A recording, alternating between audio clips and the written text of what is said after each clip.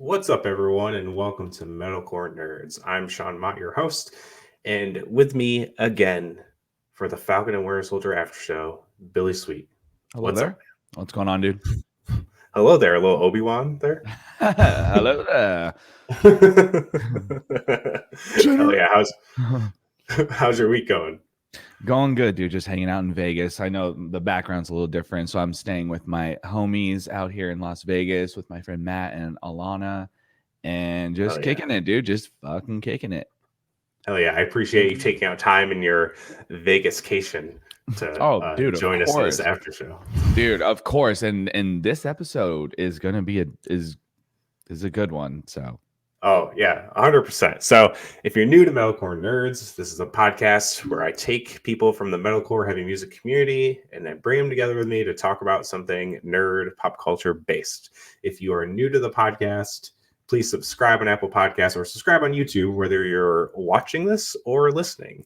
That would be very awesome. It helps the podcast grow. And that's about it. And if you're returning, thanks. I love having these conversations with you. Join the Metalcore Nerds Facebook group where we post a lot of all the nerd news, a ton of Star Wars memes, and everything like that. It's a fun little group that we all. The Star Wars memes lately have just been 10 out of 10, dude. Oh yeah, they just keep coming. They don't stop. Oh, good. They don't stop. They keep coming. And I'm a sucker for a good prequel meme. Let me tell you. All of the best ones. The best ones of all time.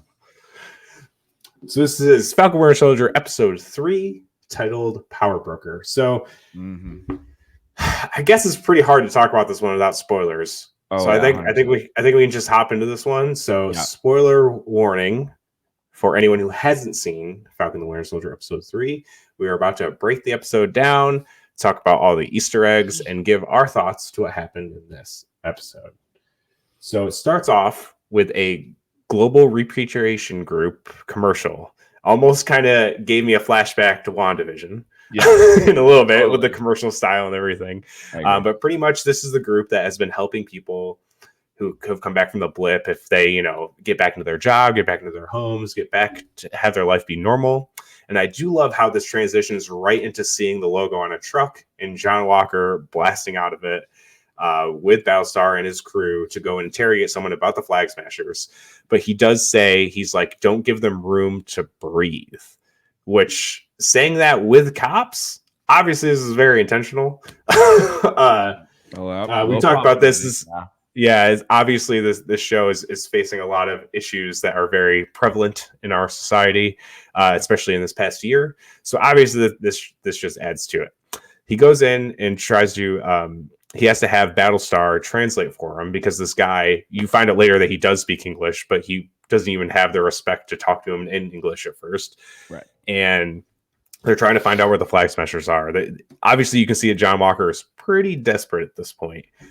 And he spits in his face and they smashes him against the wall and says, "Do you know who I am?" And he says, "I do, and I don't care."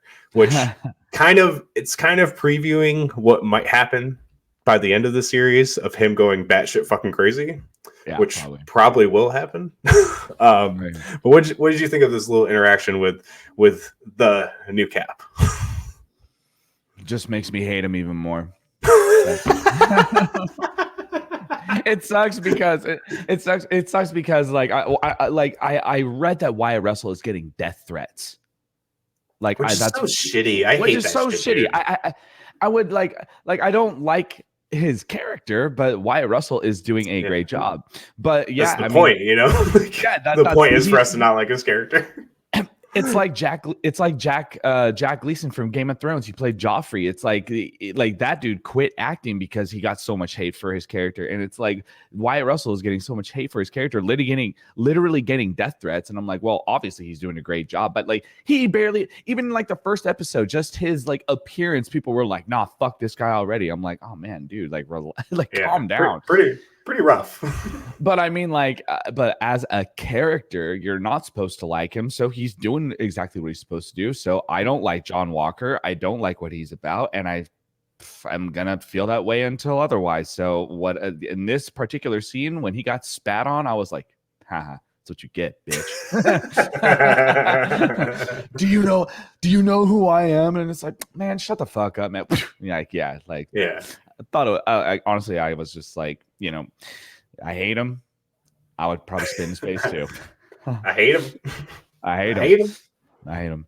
But yeah, no, that was it was a good scene though. It was intense. It was, a lot of cool action. And it was dope. It was dope. And the fact that he got his face batted again just was like, fuck yeah, wish I would have done that. But this guy did it already. Fair. So it's great. But it's great. Yeah. Very, very fair. And then after that, we go right into Sam and Bucky. They're at the prison, about to see Zemo. And I love how they broke this down. So obviously he goes into the cell. He says, hey, you were an Avenger. He hates the Avengers, and Sam's like, well, it's like not you guys are best friends. Like, what the fuck? And he's like, don't worry, I got this. He goes in, and I love how Zemo tries to use the Winter Soldier activation words at first, and then he pretty much is like, that's not me anymore. I moved on. And then after that, you kind of see Bucky and Sam in this garage, and they're talking. And I love how he's talking. He's like, here's a hypothetical situation. And as he's explaining the hypothetical situation, we see the prison break happen at the same time of him helping him get Zemo out of prison. Yeah. But it does one thing I will say, it does make a prison break from a maximum security prison look very easy. Yeah. Which is fine. Like, whatever. Who cares, I guess. But there was one thing that happened where I'm like, yeah, that literally wouldn't happen. And I don't remember exactly what it was. It wasn't the part where the note was passed and that fight started. It was something so just like really like that. Like, I don't remember what it is though, but yeah, continue on. I'm sorry. Yeah, no, it's fine. Like it was very easy, but whatever. They kind of did it as a comedy thing. And then obviously Zemo shows up at the garage. He ends up explaining that he's like, how'd you get all these cars? And he's just like, I was a baron. I was royalty in my country until you and your friends blew it up. So we learned that he's seriously fuck you rich, like straight up. That guy's got fuck you money. And I did like this detail of him being rich because it kind of, and then the more we get into later of how he's like involved in this underworld of the MCU and all this like crime shit, like people obviously know who the fuck he is. So that kind of gives more weight to Civil War of like how he could do all this shit. It's like obviously he had a ton of fucking money. He could easily do whatever the fuck he wants. He can, fund his travel, fund his whatever, because he just has so much money. And it made a little more sense to how because obviously a lot of times in these movies they don't really give you reasons for those kind of things. Like, oh, how can they do this stuff and everything like that. And I love how these series are kind of like even fleshing out. Like, I don't know if that was the intent of this, but that's kind of what I gathered from it a little bit. Like, oh yeah, this kind of makes sense of how he could just run free reign in Civil War because the dude's fucking rich and he lost his family. So like him doing this is completely fine, And so they get in his jet, and then we see him reading a book, but inside the book is Bucky's list. And he's talking about the list, and Bucky takes it, and then Sam reveals that it was actually the same notebook that we mentioned before. That it's like, oh, this is like Steve's list. Yeah. But it was the actual same book, which I was like, damn. Yeah. That's awesome. Like, like Steve must have gave it to him and been like, hey, I use this, to help me cope with being a man at a time. So here you go. You use this to help you with whatever you need help with, which I thought was a very, very cool touch. We also saw Zemo grab his mask, which is his comic accurate mask. Even the fur coat kind of is. It's like a kind of like a homage to his comic accurate look too. Okay. So that was a cool little detail. Another detail that I saw in watching a video, there's no way I would have caught this normally. Okay. But there was a car in the back in his like line of cars that was the same car that Red Skull had in Captain America First Avenger. Ooh. Which we saw. Obviously he mentions Red Skull. Yes. But we saw that Zola got away in that car later. Okay. And this whole, we'll get into the power broker and who the power broker could be thing. Yes. So I'm just going to leave it at that for now. We'll get back to that No later. problem. No problem. But this whole thing of like, what did you think of this scene? You know, them getting Zemo and teaming up and getting on their jet and everything like that. Like, thoughts? Oh boy. There's a lot. It's I just you're supposed to not like Zemo. He's supposed to be this bad motherfucker. But I literally just saw a meme earlier today that says, "Isn't it funny how we hate John Walker, but we can trust Zemo?" And I'm like, that is very, very accurate. And it's interesting how this show is making you hate somebody that you once hated. You're now like, I'm really glad that they're on the side of the heroes. And I'm sure Zemo's not going to be this like flipped around hero, right? You know, but the fact that he has teamed up, right, at least with Bucky and Sam right now, I'm just like, dude, let's fucking go, dude. It's so badass. You just love to see just like a trio or a collective of unlikely people doing cool shit. So I'm all about it, man. I thought it was awesome. Yeah, even though I'm so sorry to interrupt, even though there's those little things that he just says that still you're just like, you fucking all right, just calm down, relax, it's fine.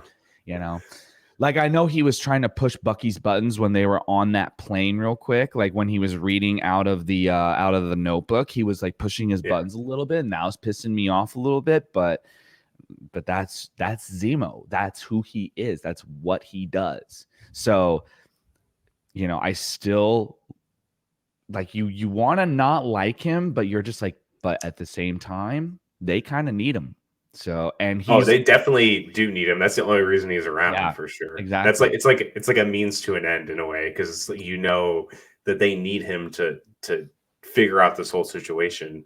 Correct. But Sam's like, you can tell Sam's like not about it at all. No, Sam is like, Sam is literally like, I can't fucking believe I have to work with this guy. I hate this guy and I have to work with him. Like, this is bullshit. Like, fuck you, Bucky. Like, why you got to do this to me? You know what I mean? But yeah, as far as like right now with this trio, if they made a second season and it was them three doing shit, let's go. I'm fucking so down for it. But I do love their dynamic. I love them together. It's 100%. Hilarious. Which, without a doubt, at first it was kind of off-putting because, like you said, he's so serious and meticulous. This is the dude who broke up the fucking Avengers, you know. And you see him kind of like joking around and like even like the Marvin Gaye comment and stuff. Like, it was, you know, I'm just like, this is so like at first it's like weird, but it's not like it was bad. It was just different, you know. It was so different than what he's been presented. But I like that we're seeing this completely different side of him. Like, I do too. Obviously, they even framed the trailers to make it look like he's like the big bad of the show, and he's not. At least so far, definitely not. You know, he's not. No, obviously on their side, at least for now, at least until it's not. Until it's not convenient for them, you know. Yeah, of course. But they get to. Yeah. Sorry, hopefully it stays this way throughout the rest of the show, honestly, because I think it's just I said, it's an unlikely dynamic with, and I don't know, I find it so I guess not like endearing, but it's kind of just like it's different, and that's I think everybody wants something different, but I don't know. That's my whole thought on it. I'm here for it. You know what I mean? I'm here for the adventure. And I think that adding Zemo on with all the shit that they can possibly get into, because he is royalty, he is rich, he's this fucking guy that can do whatever he wants. Basically. It's just gonna be interesting to see like what other fuckery they're gonna get into because of this guy. It's gonna be so great. I can't wait for it. For sure. And then we see them arrive at Madripoor, and pretty much Zemo's like, hey, I'm known here. Sam, you have to disguise yourself as this guy called the Smiling Tiger, which there is a Smiling Tiger in the comics. And oddly enough, he does become a member of the Thunderbolts, which obviously I've been harping on this whole after show. Yeah, I was wondering. I'm hoping the Thunderbolts arrive from this. I was wondering if the Smiling Tiger thing had anything to do with like if that was like a comic book reference or anything like that. Because again, for the third time, I have not read a Marvel comic a day in my life, so I have no idea what is an Easter egg or not. But I can assume that when certain things happen, or certain names are dropped, or when certain things are mentioned, that those are nods to the comics. So I just automatically assume that. And here I come on the podcast sounding like a total moron, and you're just like, no, definitely not. He's like a very obscure comic person, not like a big thing at all. So for sure. You know, the fact that you've never read comic books is fine. I've said this. It's cool. I know it's fine. You can love this shit without liking the comics. It's you know. Again, I just like to put out the info for anyone else being like, oh, that's cool. You know, that's it. You know, and and then he says that Bucky has to act like his old self to fit in, because obviously the Winter Soldier is very known, especially in this part of the world. But they're like, hey, that part you said is gone. You're gonna have to act like him during all this. And they arrive in Lowtown, which is the more like, you know, rundown, you know. Crime lord area of Madripoor, and there is a sign for a Princess Bar, which is actually Wolverine's favorite bar in Madripoor. So Madripoor, I did mention this at least in the first or the second episode, but Madripoor is a comic location. It is tied with, it first appeared in New Mutants. And it is tied to Wolverine in a little bit of way. Again, I do not think mutants are showing up in this show, but it is a very mutant-esque location in the comics. So they're there. We are halfway through, so anything can happen. We'll see. This is true, especially after the ending of this episode. Definitely anything can happen, I would say. And then the bar they go into to find where Zemo's going is called the Brass Monkey Saloon, which is from Captain America 153, which is an issue where Captain America goes to Madripoor. And they go and they're trying to find a person named Selby. So Zemo's, you know, playing his thing, and he has Bucky go full fucking Winter Soldier on the bar. Just fucking tearing motherfuckers apart. And the score from Winter Soldier comes up. Very awesome touch. It is the same composer from that movie too, so it's kind of, you know, easy. Yeah, slide in my score from this old movie. And then they do mention the power broker, and obviously you see the power brokers watching thing on a wall outside and everything like that. And he's like, well, Zemo's like, I have no business with him. So if he wants to come in, he can, you know, come and address me myself. And then he tells Sam and Bucky, like, he is the judge, jury, and executioner of Madripoor. Like, he runs the fucking show. Yeah. You know, and everything like that. So before we go in to see Selby, let's get Billy's thoughts on what happened as they arrived in Madripoor. Oh, well, I mean, like the Princess Bar thing you were talking about. For some odd reason, when I saw that sign, kind of what you said, like that was Wolverine's favorite bar, I'm like, dude, I had this thought in my mind. I go, I think that has something to do with Wolverine, and I don't know in what capacity it does. I'm like, I know that it has something to do with him, and you just saying it was his favorite bar is, there we go, put two and two together. But, I just like had a thought. I'm like, I know this has something to do with him. I know it does, but what? And I just loved that interaction with the, I'm not sure if it was like some security guard or the bartender. Like, and he's like, oh, here's your favorite drink. And he's like, and Sam was like, I love these. Like, with the fucking snake eggs in there or whatever. Oh, that was so disgusting. So disgusting. But so we obviously had a lot of comedy. You see Zemo just like, you know, doing his little jig. That was pretty funny. And then the sequence with Bucky just laying waste to these motherfuckers at the bar. Oh, it just brought such joy to my heart, dude. Like, such joy. Like, as I have said in probably the last two episodes, Bucky Barnes is easily one of my top favorite characters in the cinematic universe right now. So just to see him go full blown, well, not necessarily full blown Winter Soldier, but to go back to that space, even though it's very traumatic, to see him go back to that spot, kicking fucking ass, dude, was just like, this is awesome. I love it. Was so sick to see that again. But yeah, no, that was about it. No. Yeah, it was very cool. I did feel bad for him in a way, and even Sam goes like, "You good?"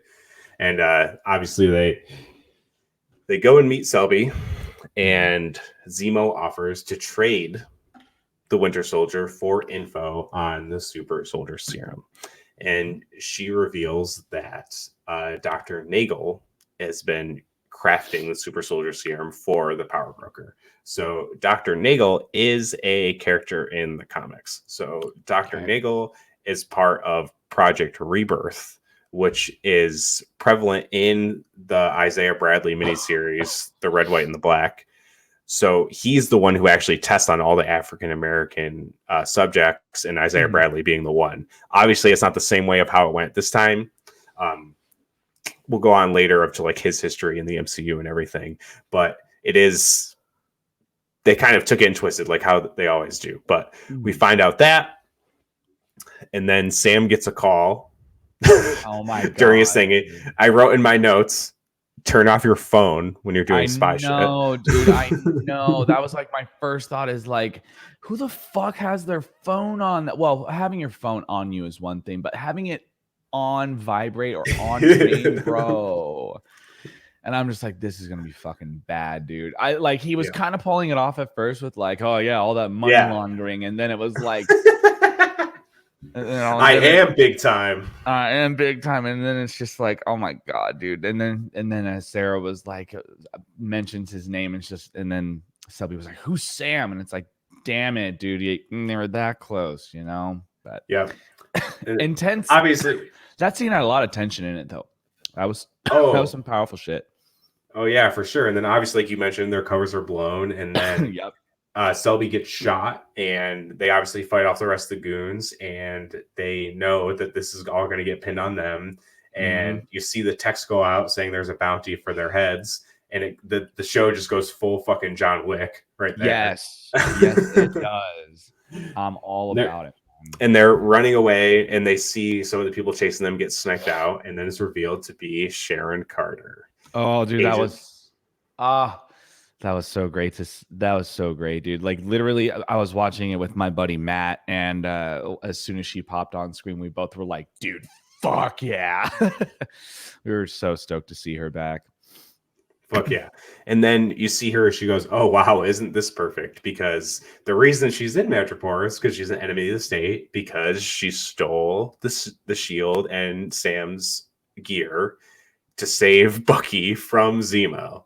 So seeing them all there together, she's like, fucking cool. Really cool. It was awesome. It was awesome. Obviously, she lends a helping hand to them, brings them to her place in Hightown, which you find out that she sells stolen paintings to fucking crime lords and shit, and has a club and everything like that. And pretty much Sam goes, hey, let's make a deal. I will get your name cleared if you help us find Nagel. And she already knows that Nagel works for the Power Broker. Obviously, she's kind of like a big wig in Madripoor. And she's like, I'm hosting some clients, so after we get that done, I'll take you to the doctor. And then we see this awesome club scene where the gif of Zemo dancing has been on the internet since Friday. And my favorite one is someone quote tweeted it of him dancing and said, this is the guy who broke up the Avengers. That's probably my favorite. I literally saw that today. I'm just like, that is very true. That is very true. So good. So great. Who would have thought, you know? Yeah. And obviously she goes in this huge spiel of, you know, kind of tearing into Bucky and Sam, being like, obviously you don't believe in the superhero stuff. You gave up the shield. And she goes to Bucky like, oh, hey, yeah, like you were, you know, Mr. fucking America sidekick. Like, what the fuck are you doing? You know what I mean? They're both kind of tearing them apart. And Zemo's like, yeah, superheroes are stupid. You know, he's like, fuck them, superheroes. Yeah. So then we go to, you know, the most known location in any action movie, the docks with a bunch of shipping crates. You know, obviously. And then she goes location. She's going to look out while they go to scout it out. They find a hidden door that goes into the lab, and they find Dr. Nagel. And they obviously start interrogating him. He does give an interesting look to Zemo. Like, he at least knows who Zemo is, and maybe knows that he's in trouble because his whole plan was to get rid of anything super soldier. You know, that was his whole deal. And then he reveals that he worked for Hydra. And then once Hydra fell, he worked for the CIA. And the CIA provided him with blood, which is obviously Isaiah Bradley's blood. And he was able to make a different version of the super soldier serum, a serum that didn't affect anyone's physical appearance. They just took it and they're strong as fuck. Not like Steve, where it made him from a mini guy to Buffamania 4000. But, so he did this other serum. And then as soon as he got his work done, he dusted away. When he came back, the CIA program wasn't there. So he came to Madripoor and started working for the power broker. And then obviously we know it seems to be that their first experiments were on the Flag Smashers. And then he had 20, vials lined up and the Flag Smashers took him. So Power Broker's kind of shit out of luck. That's probably what he was doing, trying to work on some more before they interrupted him. And then while this is happening, bounty hunters are out trying to fucking find Zemo, Bucky, and Sam. And Sharon Carter just fucking whoops all of their fucking asses. Well, pretty much kills all of them. But very sick action scenes, knives throwing. Like, dude, it is fucking gnarly. Dude. Gnarly. Probably the most violent the show has gotten thus far. Yeah. Like, I would say so. Fucking, I don't remember if it was Bucky or I'm pretty sure it was Bucky. Like, that guy that got the fucking metal pole like through his whole ass arm. Like, what the fuck? And like Sharon just getting that one guy in an arm bar and just, bro, she literally, I didn't keep track of how many people she killed, but she probably killed at least 10 people, like, for sure. Yeah. Like, by herself, dude. She is insanely strong and insanely, like, not powerful, but like, dude, that girl, she was a shield agent. She will kick your fucking ass, dude. Yep. And that scene was like, literally, like, that scene was one of those scenes where every hit, every punch was just like, ooh, ooh, ooh, ooh, like, so amazing. Like that, like top tier, especially for Marvel. Again, it's probably pretty violent. It's pretty violent. Like, there was actually blood, like a good amount of it too, which I appreciate because, and this isn't a knock on a lot of the Marvel movies.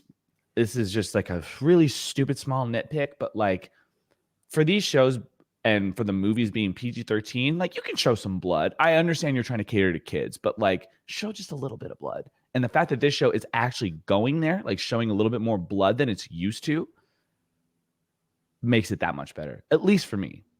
Yeah, they can get away with more because it's a streaming service show. There's not really any ratings. I mean, I'm sure there is an official rating on it, but PG-13, you can only show a little bit of blood before it goes to the R territory, which you do see in Endgame. Like, fucking Ronan slits that dude's throat, and you see Sam like stab the fucking alien with his wings and shit. So there's more in that movie than there is in others.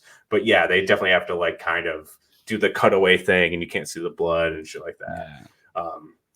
But obviously, like, shit like The Walking Dead exists, and that show's on cable TV, and that show's beyond brutal. Bonkers. Like, they get away with almost anything on that show. Like, it's fucking crazy. But like you said, how Sharon like turned like straight up John Wick. That's she was a John Wick character. Yeah, like straight up, dude. Like, that's exactly my thought process. Like, while watching that episode, I'm like, dude, she just went full blown John Wick. She went full blown like Jason Bourne, like, just fucking it up, dude.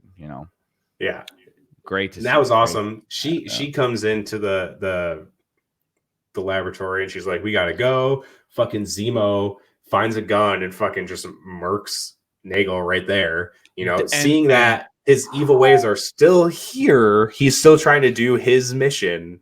Yes. But, you know, and that was a pretty bloody scene too. Like after that guy got shot, that was a bloody ass scene. Like there was actually like a pool of blood like coming out of that guy's mouth. Yeah. Just to touch on the violence again, because that's why I'm here.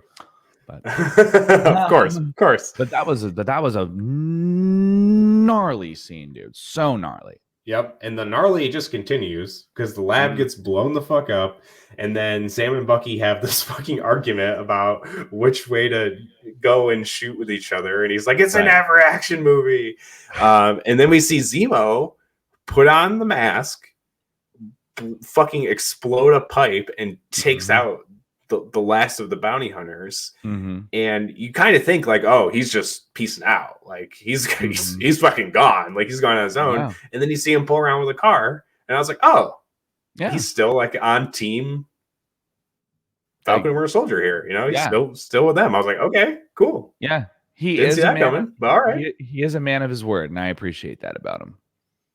Yeah, for sure. And then we see them. Sam gets in the back seat with an awesome callback to Civil War with the roles reversed, saying, "You're not going to move your seat up, huh?" Yeah. Great, I loved it. Loved that. So and then Sharon goes away, and then she has her own getaway car, which is very interesting. Obviously, there's more to her character than we've seen. At least, like maybe she works for the power broker. A couple of my friends texted me and goes, "She's definitely the power broker," and I'm like, "There's no way." This is why I don't think so either. I don't think she's the power broker, because imagine she's the power broker. She brings, even though she has a history with Bucky and Sam, she brings them and Zemo to her number one guy creating super soldier serum when your other serum like vials got stolen by a fucking rogue terrorist group, and you're going to bring them to the source. Like if it reveals that she is the power broker, I would honestly be bummed, because she would be the worst supervillain ever, or like worst crime lord. She's like, yeah, you know, I'm going to trick these guys, but I'm going to bring him to my doctor. Yeah, I don't think that was. I'm pretty sure they're not going to go that route. At least I hope not. I don't think so. And everyone's saying that she's, or the power broker is, you know, like the king of fucking Madripoor. Not saying that the gender king has to mean anything, but it kind of seems like he's ruled over Madripoor for decades, and she's obviously only been there for like 6 years now or something like that. Yeah, all right, well, maybe a little, like 8 years or something, but it doesn't seem like she would be the ruler of fucking Madripoor in that time. Like obviously she's made it to a high spot, and I feel like people would know what the power broker looks like. So if I don't think the power broker would just be walking around and like sniping people. Like why would the power broker need to be doing that? If it's the most powerful person in Madripoor. Very true. Like it doesn't make any sense. So, but that does bode a big question. Who is the power broker? There's a few options, and it could be someone totally new that we've never seen in the MCU. That is very possible. But I have a few options that could be very interesting and cool.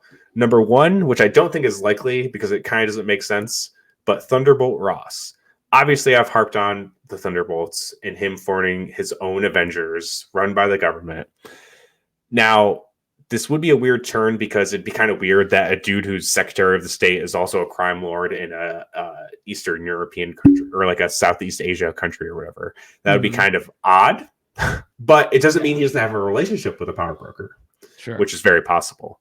Like I said last episode, the power broker is the one who supplies John Walker and Battlestar with the super soldier serum in the comics, which I do think is going to happen eventually in this series.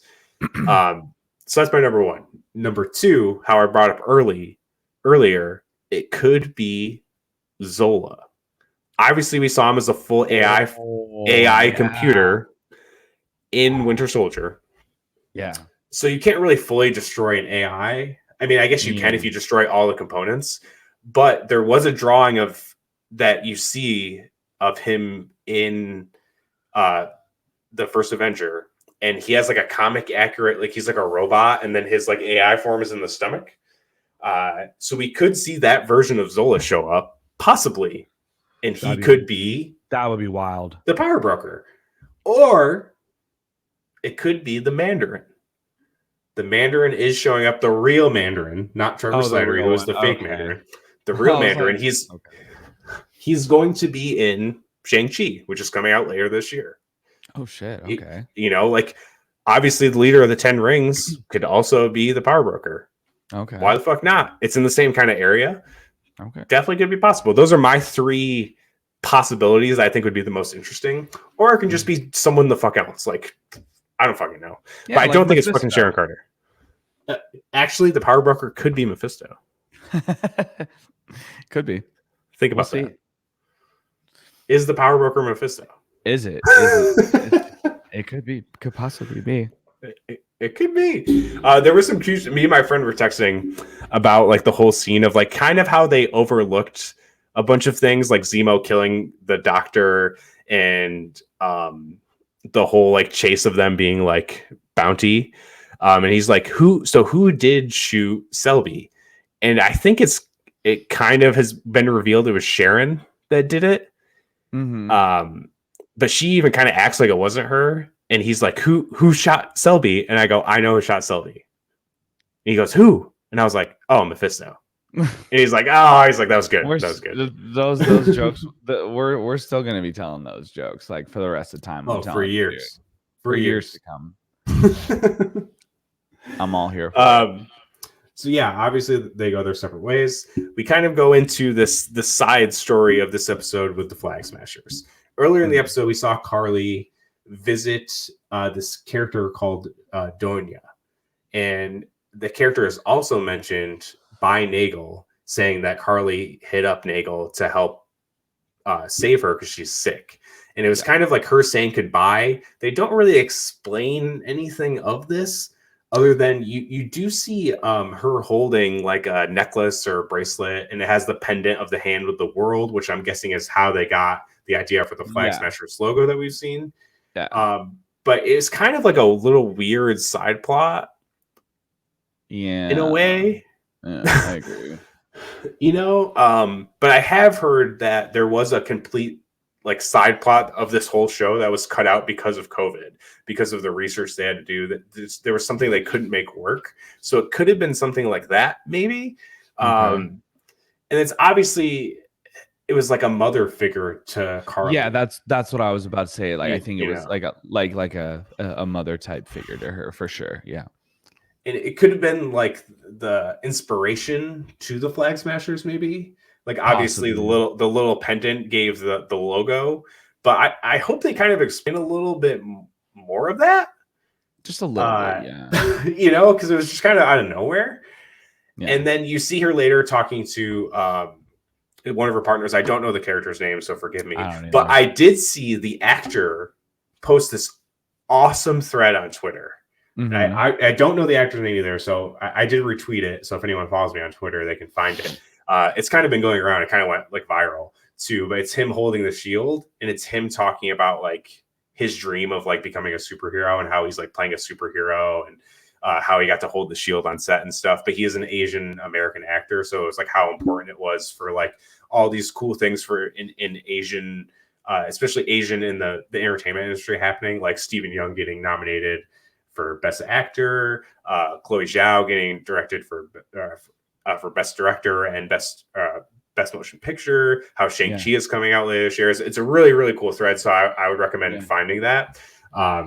So that's that character, but they're kind of talking about like, hey, we need to get more supplies. It seems like their intentions are good, but again, we see them go in, they take the supplies, and then Carly fucking blows them up, straight terrorist style. Like, and even he's like, whoa, like, did you need to do that? like, excuse me? Yeah. So they've gone like full terrorist organization, 1,000%. Oh, yes, without a doubt. There was a symbol on the gates, and it was a circle with an X, which could have been a nod to an X-Men logo. Just stop it. I mean, come on. I know. Obviously, it's not. It's probably just some symbol for something in Europe that means like don't enter or something. I don't fucking know. No, But I know, but it's Marvel.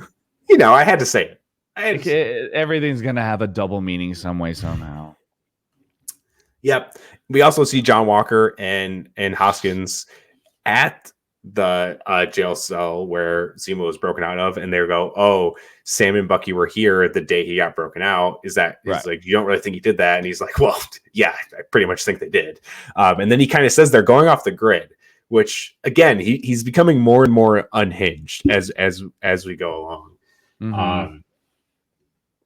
Then they're back on the private jet, Sam, Bucky, and Zemo. Sam is calling Torres, trying to get info on where they can possibly find the Flag Smashers. They get a location, and Sam brings up, he's like, if I get that shield back, or like, he's like pretty much saying I should have destroyed it. And then Bucky says, well, I'm going to take the shield myself. Pretty much saying like, I'll be Captain America, which is interesting. It kind of like there's like a whole slogan and merch thing, and it was like, who will wield the shield? And it's like, it's kind of putting in a very big possibility that Bucky could be the next Captain America. There's a comic precedent. It's definitely possible. A lot of people were like, oh, I'd love Bucky as Cap. And I was kind of in the camp of like, oh, I love Bucky too. But, he kind of was a fucking Hydra assassin for 100 years. And, then was framed as a terrorist and everything. So I don't really know if he'd be viewed as a great Captain America, but yeah. I mean, anything is possible, dude. Anything is possible. Like, yeah, we'll just have to see. Yeah, and one other note: this is a cool metalcore reference, in a way, is that when the guy reacts to Carly blowing up the building, she says, "This is the only language they understand," which obviously have the song "Universal Language," saying that violence is the only language that people can comprehend. Little stick to your guns reference. Not really, but it is. But it is. It is to me. Okay. No, I mean, it is to me too. Stick to your guns is canon in the MCU. All right, dude. Imagine that. Imagine in one of these episodes you hear a "Stick to Your Guns" song, like you hear like something off of Disobedient or some shit. Like, what choice did you give us? Like, that would be so tight. Amazing. That they'd be hitting it big time. That would be so sick. So sick. Very sick. Very sick. Then we get to this last scene. Oh, yeah. I'm going to tell you what I thought was going to happen at first, but it was a very high hope. I'd love to hear what your thought was, for sure, yeah. So you see Bucky find these beads, and I noticed right off the back, I was like, oh, those are Cameo beads. That's from Wakanda. So my head, being a psychopath, I was like, yo, if he ends up seeing that it's fucking Chadwick Boseman playing T'Challa and they somehow kept it from us, I was like, I'm going to start bawling my fucking eyes out. Obviously, it wasn't. It's just as cool. Well, maybe not just as cool, because seeing fucking Chadwick Boseman play Black Panther in live action one last time would have been like, like the internet would have fucking, people would still be fucking tweeting about it to this day. But we do see he follows the Cameo bees, and he sees it's revealed that it is Ao, who is second in command of the Dora Milaje. We first see her. It's actually the first Dora Milaje we ever see in the MCU in Civil War. She's the one that says, move or I'll move you to Black Widow. Yeah. And she's obviously in Black Panther. And the last time we saw her was in Infinity War, when she was helping protect Vision and Shuri from Corvus Glaive. So we haven't seen her since then. It's been a while. So very cool to see her. And then she says, I'm here for Zemo. And Bucky's like, oh, it took you long enough, which is cool because it connects the whole White Wolf thing, which he mentioned in the last episode, which I thought it was just going to be like a cool little nod for him to say that. But Wakanda has been mentioned in the first two episodes, and then someone from Wakanda fucking shows up in the third one. Like, I did not see that coming in this series at all. I didn't either. It was a very, very cool surprise. Very cool and surprise, yes. I'm very interested to see what's going to happen with that, because again, like, obviously they kind of totally threw us off with thinking Zemo was the fucking huge big bad of this whole series, which he's not, which he could turn that other side. Obviously, we have 3 episodes left to go. It easily could happen, as we saw him fucking just murder someone in front of everyone. So it's so interesting. It's like at the end of every episode we were talking, I'm like, I have no idea where this is going. Okay, I'm like, obviously it's going to leave with some sort of confrontation between this group of Zemo, Bucky, and Sam, and now AO with the Flag Smashers and with John Walker and Lamar Haskins. I do think eventually John Walker he finds the power broker, he gets the taste of the super soldier serum, probably goes fucking ballistic. Yeah. And ends up probably becoming a U.S. agent, I would imagine. Yeah. Or at least not if in this series, maybe later on. I don't think they're going to bring in someone like Wyatt Russell and then just have him be in a series and kind of go off. I do think he will be a staple for things to come later on. For sure. I agree with that.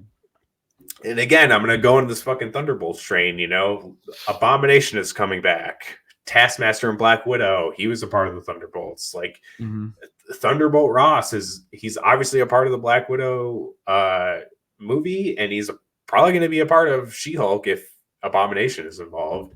So, and he could show up in this show. It could be like an after credit scenes of him forming the Thunderbolts. Again, I don't think the Thunderbolts are going to be full on, but it seems like they're taking steps that route. Yeah. With John Walker coming in to be their Captain America and everything like that. But yeah, like, do you have any thoughts of like, what the fuck could happen? Like, where could this be going? Not really. No, I really, like I said, after WandaVision, I stopped really trying to guess where everything's gonna go, dude. Just because, like, fair, everything that we thought was gonna happen in WandaVision sort of happened, and then also nothing happened that we thought was gonna happen. You know what I mean? So it was right now, all I'm hoping is that the show just kicks ass. That's all I ever hope for from the show. And it's happening. It's happening. I just, right now, I don't want to theorize like who's going to be in the show, what's going to happen here, who's going to pop up. I don't want to think of that stuff because I want to just be fully surprised, and I just want to go along for the ride. That's just personally me. Although I will say I didn't know what those beads were. So for some odd reason, and this was the biggest leap possible, but I thought Wolverine was going to show up. What? That would have been crazy. I know, but because of Madripoor and it having ties to Weapon X and all that type of stuff, I'm just like, what if it's fucking Wolverine? Like, how? Like, I just thought that in my head. I'm like, it's not, but like, how fucking crazy would it be if it was like took you long enough, and then you just see Hugh fucking Jackman? Like, what if? Like, I know that wasn't going to happen, but like, I also thought like, I thought it was just going to be like maybe like Hawkeye or like somebody from the Avengers. Yeah, I thought it was going to be somebody from the Avengers that we've seen already. That's not like a main character, but like I said, somebody like Hawkeye. Maybe like I don't even know, dude. Like, but I was like, that would have been cool if it was any one of those characters too. But I didn't know who I was going to see when they turned that camera around, but it was really cool that I'm sorry, I forget her name. What was her name again? I'm sorry. AO. Yes, I'm so sorry. But it was cool to see that Wakanda is still really, really like up in the forefront because of Bucky's time being spent there. So maybe we'll go back to Wakanda. Maybe more from Wakanda is gonna. Maybe we'll see like M'Baku, or maybe we'll see like, I don't even know, dude. Like, see, I'm doing it. I'm doing it now. I'm thinking, oh, maybe this person. No, just shut up. Just watch the show. It's gonna be fine. But like, whatever they got going on, dude. Like, I just hope Sharon's in the show more as well. I really hope we see more of her, because seeing her in this last episode was so fucking kick ass. I really hope she's in it a lot more. I'm trying to think, but as far as like anything else goes in the show, dude, no, I really don't want to keep guessing, because it's not, even if I guess something and it doesn't happen, I'm never disappointed. I'm never disappointed when I'm like, oh, Mephisto didn't show up. It's not like that. It's not like that for me. Whatever does happen, I'm like, there's a reason for, like, as I said, me not reading any of the comics, I can't even assume who's going to be in the show. Basically, everything you're telling me is like, it seems like, you obviously know a lot more. So like, I'm basing all of my information basically off of your theories, being like, okay, well, it seems to me like, yes, they are going into the Thunderbolt direction, the Young Avengers direction. Like, that would be cool if that was set up. So whatever they got going on, whatever is planned, like just I'm here for it. I'm here for it. Unless it's something really stupid that makes no sense, then I'll be like, whatever. But I don't really see Marvel going that route. I don't think Marvel has ever taken a route where people were just like severely disappointed. Minus like Endgame, what they did with the Hulk. People were like, I didn't like what they did with the Hulk and with Thor. But like, honestly, I can't really see them doing something that is going to severely upset the fandom. So I think that whatever they got planned is going to be just fucking kick ass, and I'm here for it, you know? Yeah, and even my theories aren't even really theories. I'm just like hoping they set it up. That's right. That's no, totally. You know, totally. It's, like I said, I have no idea. Like I would have never guessed in a million years that a member of the Dora Milaje was going to show up in the series ever. Yeah, never. Yeah, I had a feeling that, not obviously like this early on in the show, I was probably thinking like later on that we were going to see somebody from Wakanda, like maybe like Shuri was going to come up somewhat in the show, like maybe in like the last 3 episodes, like, or the last 2 episodes, or the final episode, like, you know, just because of the time he spent there, it's like very, very possible that they either go to Wakanda or more people from Wakanda will meet up with them. And obviously Zemo being Rogue now, he's the one who killed King T'Chaka. So it's like, correct. Obviously there's blood there. So. Yes, absolutely. And it seemed like they kind of want to hold him prisoner rather than have him being in a German facility. So I wonder if that's how it kind of ends. Who knows? Or he gets taken up by the government to I don't know, work with the Thunderbolts. Who again? I don't even know. I don't know. But whatever they got planned, I'm sure is going to be fucking kick ass. And I'm ready, dude. I'm fucking ready for it. Hell yeah, me too. I'm loving the series so far. I think it's really cool. They've been balancing the intensity and the comedy in a very interesting and cool way. Oh yeah, Marvel does that the best out of everything, dude. Like, I don't know what it is, like how they manage to do it, but they just do it in the best way possible. And like, this might be just off of like, you know, a reaction of just seeing this episode like a couple of days ago, but honestly, dude, I think that the Falcon and Winter Soldier is probably going to be some of the best Marvel content.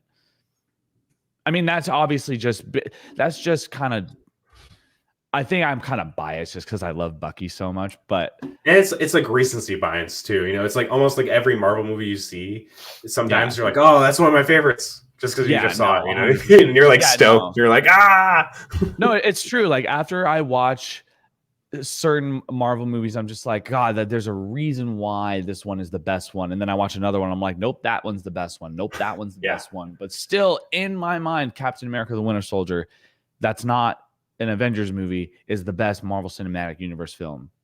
Same. In my personal opinion, it's one of the best ones, if not the best one. Because Civil War is right up there too. Like seriously, it is. It's good. And very good. Like, I don't know, man. Like it's hard to dislike the Captain America like characters. You know, with Sam, Bucky, Sharon, like all. I'm even hoping. I was also like in that scene where Bucky was like, it took you long enough. I was even thinking maybe it was going to be Nick Fury or Maria Hill. I was thinking that it was either going to be one of those two.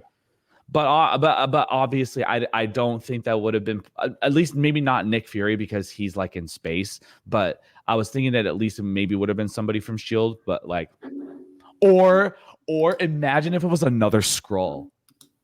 We'll say if it was Nick Fury, it probably would have been the Skrull version. The Skrull Nick Fury, yeah. Like imagine that, dude. Like holy shit, that would have been crazy. But hopefully also starting with these next 3 episodes, we start getting post-credit or mid-credit scenes because I'm still watching them right now. Hopefully in the latter half we get some after-credit scenes because I'm getting so pissed like not seeing any. But going through post-credit scene withdrawal over here, and it's just very off-brand for Marvel to not have them. Well, like WandaVision was the last 3 of 9 episodes. No, I know. But I said that during WandaVision. I was just like, it's so off-brand for them to not have post-credit scenes or mid-credit scenes. And then when we finally got them in the last year, I'm like, okay, finally, we're back to normal. Jesus Christ! But I thought that. Well, since it's a TV show, not a movie, and you kind of see the TV show as like one big movie. I thought WandaVision there was just going to be like 2 at the very end of all of it, and that's I thought that's all we were going to get. Because like even with Mando, we got an after credit scene after this last season. So I figured it would be kind of like that, where it's like, okay, we see the whole series play out. Oh, then it's the end of it. Here's the end credit scenes. Yeah, but with the Mandalorian, it's different because it's Star Wars, and usually with Star Wars, we've never gotten an after credit scene or anything like that. But obviously, when it comes to it being on Disney Plus, they're obviously going to like tease you more and more and more and more. But because it's Marvel Studios, there's always a mid credit and after credit scene, and you know it's too much to ask for them to be like, hey, can you give us both in every episode of every television show? Yeah, that would be a lot. That's a lot to ask of them. So I'm not fully mad about it, but I'm just like, man, I feel like if I don't get that in something Marvel, that like I'm just in an alternate. I'm in the multiverse. That's what I feel like. No, but yeah, because that's usually the after credit scenes are setting up what's coming next or what's coming up down the road. Totally. You know, so yeah.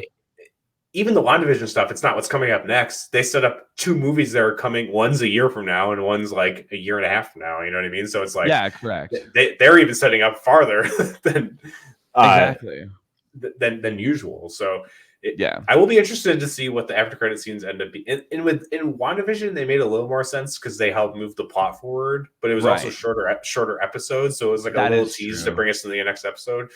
These are like full on like HBO length episodes. Yeah, like this episode was 50 minutes long. Yeah, I was about to say that. Like, this is the longest episode we've gotten thus far on Falcon and Winter Soldier, being 53-minute runtime. And by the way, I'm really digging that. Like, I'm so happy. Like, I think we talked about this last time, or on another podcast. I was hearing somebody talking about this, and correct me if I'm wrong if we have talked about this. I almost kind of, I don't know if I want to say prefer the longer episodes with shorter amount of episodes. Like, you know, we're only getting 6 episodes, so it's going to be like 6 hours of overall content. But yeah, I really like the fact that these episodes are longer, but it is also at the same time a bummer that we're getting less of them. So I'm not exactly sure because like I hated when watching WandaVision, seeing that the episode was 25 minutes, 27 minutes long, and then it's like 5 of those minutes is like the fucking credits, and it's like, you know, the biggest villain in that show is the "Please Stand By." Thank God we don't have something like that in Falcon Winter Soldier. Sure. But like they have been doing really cool TV level cliffhangers though. You know yes, absolutely. I 100% agree with that. But I'm not exactly sure how I feel about like what I prefer, because as much I like that we got 9 episodes of WandaVision, but I hated how short they were. I love how long these episodes are for Falcon and Winter Soldier, but I'm bummed that we're only getting 6 this season. But that doesn't mean we won't get more in the future, because it was neither confirmed or denied that there's going to be more of the show. If I'm it's been left right? open-ended. Okay. So there's like rumors that Loki will be a multi-season series, but even that hasn't been confirmed either. What if Loki pops up in this show? I don't know how he would, but what if Loki pops up in this show? Holy fuck, dude! Anything is possible. Honestly. Anything is possible. Literally, yes, I agree. Awesome. We're gonna wrap this one up for this week. Again, thank you for checking out the episode.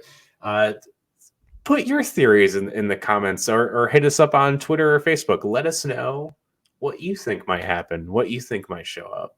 If there's any other Easter eggs that maybe I missed, hit me with those as well. I'd love to hear them or see them. So until next week, Billy, again, thank you for joining me while you're in Vegas. It was very nice of you. Of course. Anytime, bro. Anytime, anywhere. I'll be here for you, bud. Oh, man. That's so sweet. But we will be right back here again next week, breaking down episode 4. So until next week, we'll see you then. Bye-bye.